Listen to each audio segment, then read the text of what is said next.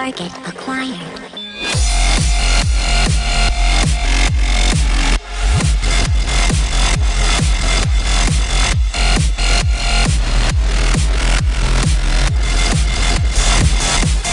Dispensing product.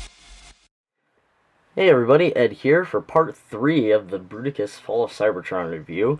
And today we're going to be taking a look at Vortex, the third part of the combination, and Bruticus's right arm.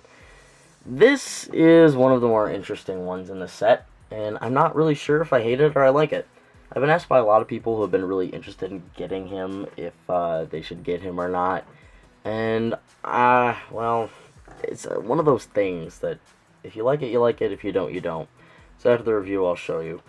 But in general, he's alright. If you take a look at the actual art from the game, he really doesn't look anything like he's supposed to. I mean, there's a couple of details in the chest are there, and the color scheme is alright, but I mean, come on.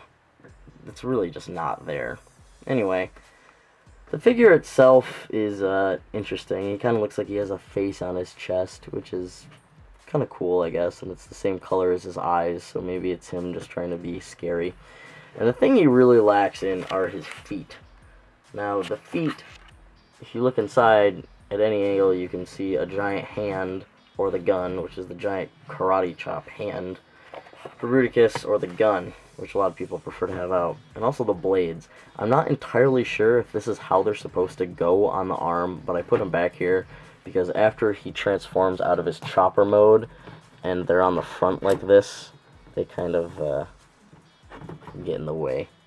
But anyway, we'll look at his blades that are very nice that they detach. I do like that feature a lot, so thanks to Hasbro for including that.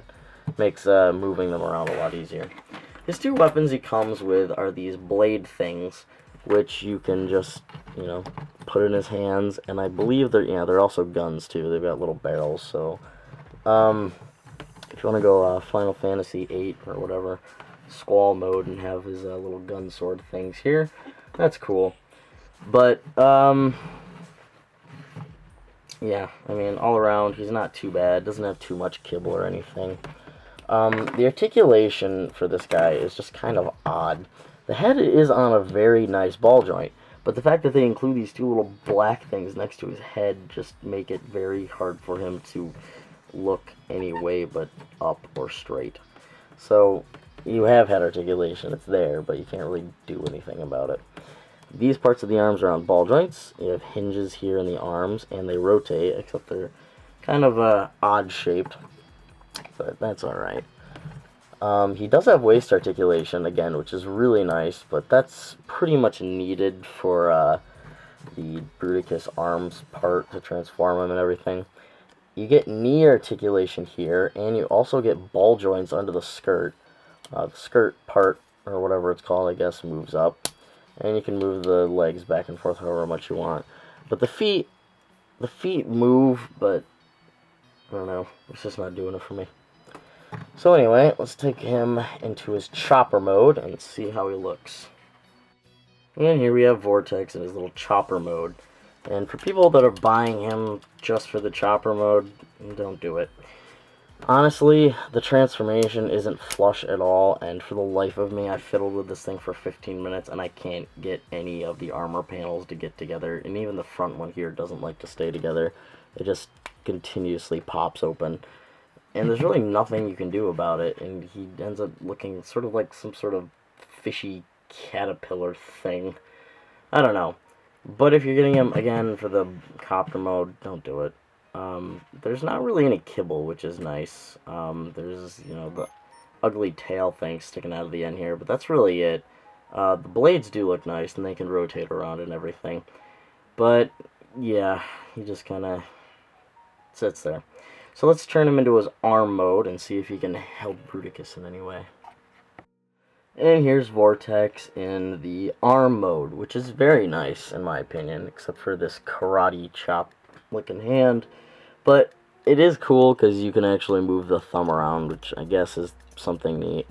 Height-wise, it's actually the exact same height pretty much as Blastoff, But the cool thing about this is it's much bulkier and just looks more Bruticus-ish with the blades and everything. And there are a couple fan mods you can do to this, but again, I'll be showing that in the last part of the review. And the arm really doesn't have too much articulation. You know, you get the basic joint up here, which can rotate, but you don't get anywhere else in the arm.